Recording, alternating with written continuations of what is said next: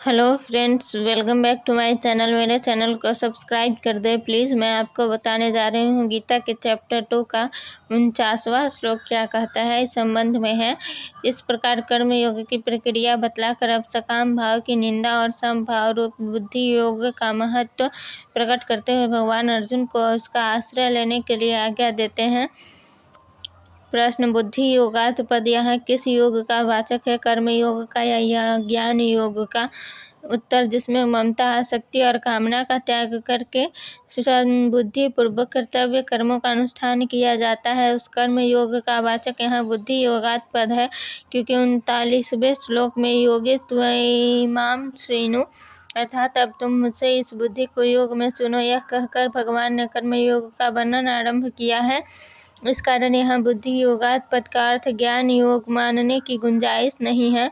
इसके सिवा इस श्लोक में फल चाहने वालों को कृपण बतलाया गया है और अगले श्लोक में बुद्धि युक्त पुरुष की प्रशंसा करके अर्जुन को कर्म योग के लिए आज्ञा दी गई है और यह कहा गया है कि बुद्धि युक्त मनुष्य कर्म फल का त्याग करके अनामय पद को प्राप्त हो जाता है।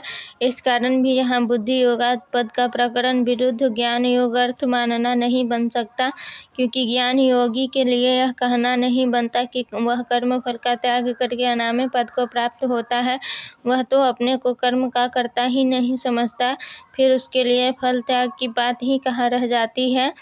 प्रश्न: बुद्धि योग की अपेक्षा सकाम कर्म को अत्यंत ही निम्न श्रेणी का बतलाने का क्या भाव है, तथा यहाँ कर्म पद का अर्थ निषिद्ध कर्म मान लिया जाए तो क्या आपत्ति है? उत्तर: सकाम कर्मों की बुद्धि योग की अपेक्षा अत्यंत नीचा बतलाकर भगवान ने यह भाव दिखलाया है कि सकाम कर्मों का फल नाशवान क्षणिक सुख की प्राप्ति है और कर्म योग का फल परमात्मा की प्राप्ति है। अतः दोनों में दिन और रात की भांति महान अंतर है।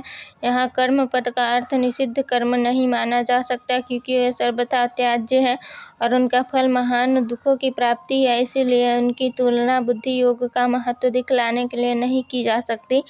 प्रश्न: बुद्ध पद का किसका वाचक है और अर्जुन को उसका आश्रय लेने के लिए कहने का क्या अभिप्राय है? उत्तर: जिस समबुद्धि का प्रकरण चल रहा है उसी का वाचक यहाँ बुद्ध पद है।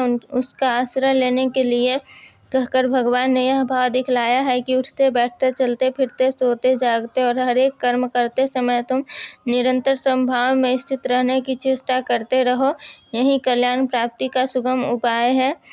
प्रश्न: कर्म फल के हेतु बनने वाले अत्यंत दीन है, इस कथन का क्या भाव है? उत्तर: इससे यह भाव दिखलाया है कि जो मनुष्य कर्मों में और उनके फल में ममता, आसक्ति और कामना करके कर्म फल प्राप्ति के कारण बन जाते हैं, वे दीन हैं, अर्थात दया के पात्र हैं। इसलिए तुमको वैसा नहीं बनना चाहिए।